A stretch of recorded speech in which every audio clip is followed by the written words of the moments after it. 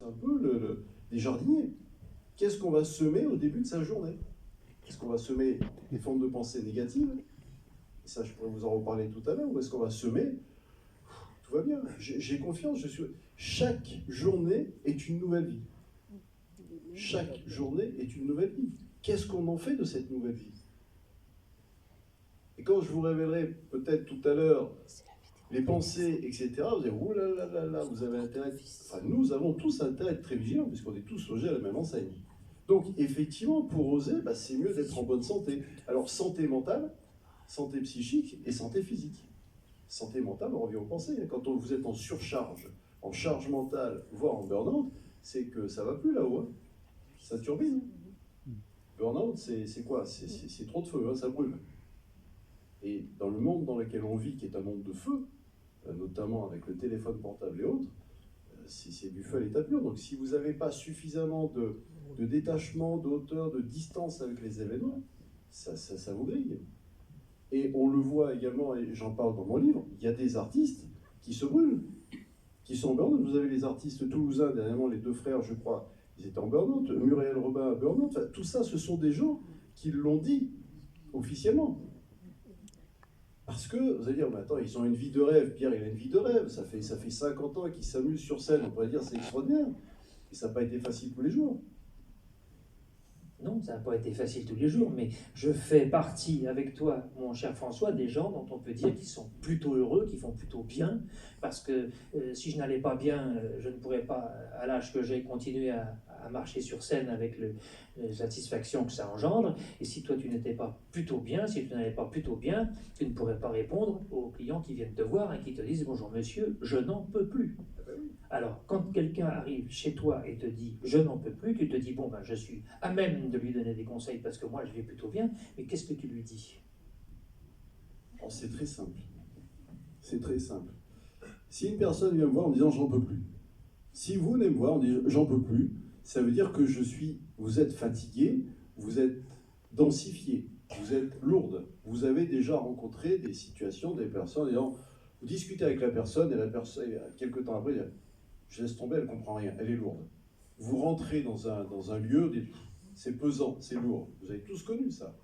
Ça veut dire que la personne, elle est dans un tel état de densité que c'est difficile pour elle. C'est-à-dire qu'au plus vous êtes dense, au plus la vie elle est difficile pour vous. C'est-à-dire qu'au plus c'est dense, au plus vous allez faire des efforts. Alors ça, là c'était dur, ok, mais cette fois-ci je vais recommencer, je vais faire d'une autre manière, et vous allez encore plus vous investir. Mais chaque effort que vous allez faire, vous allez entraîner un contre-effort. Donc quelque part, c'est peine perdue. Néanmoins, il faut changer de stratégie à chaque fois. Donc qu'est-ce que je fais? Dernièrement, une personne me dit ça. Je dis, monsieur, c'est très simple, il faut vous alléger. Alors il me regarde bizarrement, il me dit, mais j'ai pas de problème de poids. Je dis, non, mais c'est pas une question de poids. C'est une question de vous alléger mentalement, parce que nous sommes tous, je dis bien tous, le réceptacle de l'éducation de nos parents, grands-parents, expérience. Tout ça, c'est marqué, après expérience sentimentale, financière, etc., etc. Donc, il y a un cumul. Donc, tout le monde est chargé. Mais tout le monde ne réagit pas de la même manière à cette charge. Vous savez, on a entendu parler de la charge mentale. Et vous, mesdames, vous êtes sur le podium, vous êtes numéro 1 de la charge mentale. Pourquoi? Parce que vous avez encore plus de choses en tête que nous, les hommes.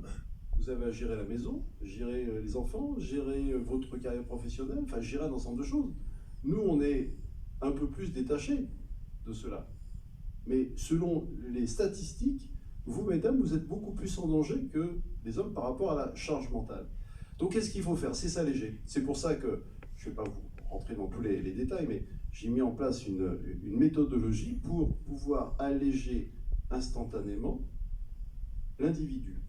Et ce client me dit, mais alors vous allez m'alléger? Je dis oui, vous avez tout un tas de bagages avec vous, de sacs à dos qui ne vous servent strictement à rien. Je dis, il va falloir les abandonner. Alors là, qu'est-ce que je n'avais pas dit? Il me dit, monsieur, il est hors de question. Je dis, bon, si vous êtes le client, on fait ce que vous voulez. Je dis, mais qu'est-ce qui se passe? Et vous comprenez, ça m'a coûté une fortune chez Vuitton les bagages, il est hors de question que je les abandonne. Je peux vous avouer. Il m'a surpris parce que je ne m'attendais pas à ça. Alors je lui ai dit, écoutez, moi ce que je vous propose, vous gardez vos bagages, mais vous les videz. Et comme ça, vous garderez vos bagages, ce que je comprends, Mais ce que je peux vous conseiller, c'est de vider, c'est lâcher, lâcher, lâcher. Un autre exemple, est-ce que, mesdames, messieurs, est-ce que vous n'avez peut-être pas des garde-robes qui sont surchargés? Est-ce que vous n'avez pas trop de vêtements qui ne servent à rien? Oui, mais tu comprends, ça c'est le blazer qui date de Tata Georgette, et j'y tiens, ça c'est telle jupette parce que ça me rappelle telle chose. Et en finalité, on n'est jamais, c'est la règle des 20-80. Ou alors, je te coupe avant juste une seconde, on dit, mais la garde-robe est pleine. Oui, mais comme c'est des choses qu'on ne met plus, on ne dit pas qu'il y en a trop, on dit, j'ai plus rien à mettre. Oui. Et c'est ça qu'on entend quelquefois. Et alors par rapport à ça, moi ce que je vous invite, parce qu'évidemment ça fait sourire, on est tous pareils, hein. Ce que je vous invite à faire, c'est bon allez, ça je mets pas, ça je mets pas, vous donnez, vous vendez parce qu'aujourd'hui ça se fait bien. Et qu'est-ce qui va se passer? Vous allez vous apercevoir que vous allez faire de la place. D'accord? Deuxièmement, vous allez libérer, parce que tout ça c'est de la matière, c'est de l'énergie. Donc vous allez libérer des anciennes énergies, vous allez refaire de la place, et avec stupéfaction, vous allez constater que de nouvelles choses vont arriver parfaitement adaptées à vous et la situation. Parce que si vous mettez un pantalon, une robe ou une veste qui date d'il y a 20 ans en arrière, même si c'est un grand classique, la mode évolue quand même. Et vous allez constater que vous n'êtes pas aussi bien dedans. Donc, lâchez. Et des exemples comme ça, mais je peux vous en donner des quantités. Hein. Donc, oui, effectivement, il faut être en bonne santé mentale, bonne santé émotionnelle et physique. Les trois se tiennent. Hein. Les trois se tiennent. Et regardez Pierre, 78 ans. Non mais n'oubliez pas. Non mais c'est remarquable. C'est remarquable. Il me stupéfait la mémoire qu'il a. Il va vous citer, vous l'avez entendu, il vous cite des choses, il n'a pas rêvé, ça sort de suite. Il apprend des pièces de théâtre, il prépare une nouvelle pièce de théâtre. C'est stupéfiant, moi je ne serais pas capable de faire ce qu'il fait. Mais moi je ne serais pas capable de faire ce que tu fais, rassure-toi. Okay, oui, mais moi, je n'ai pas 78 ans, donc 78 ans. Non mais c'est important que tu aies un modèle.